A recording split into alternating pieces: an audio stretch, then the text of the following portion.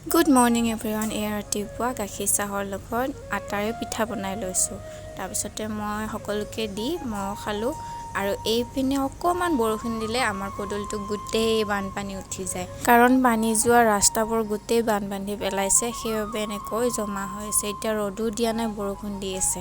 তাৰপিছতে আমি মুনু আৰু মই গৈছিলোঁ বজাৰলৈ। ঘৰুৱা কাপোৰ কেইটামান কিনিব আছিলে মোৰ ভাগৰ, আৰু এয়া কিনি পেলাই চিলাব দিলোঁ একেবাৰে। আৰু এয়া বজাৰৰ অৱস্থা চাওক, গোটেই বৰষুণ পৰি বোকা উঠি আছে, আৰু সেইবাবে দোকানীবোৰো ইমানকৈ বহা নাই। তাৰপিছতে মই কাপোৰ লোৱা দোকানখনতে ছাতি এটা দেখা পাই এটা লৈ ল'লোঁ, লাগেও দিয়কচোন।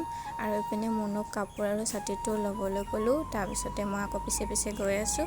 এয়া মই এখন পাতিও কিনিলোঁ আৰু এখন প্লাষ্টিকো কিনিলোঁ গাহৰি গঁৰালত দিবলৈ। তাৰপিছতে আমি ঘৰলৈ আহি গ'লোঁ। বজাৰখন গোটেই ওচৰতে হয়, সেইবাবে সোনকালে যাই পাওঁ, সোনকালে আহি পাওঁ। আৰু আজিৰ ব্লগটো ইমানতে সামৰিছোঁ দেই, বাই বাই।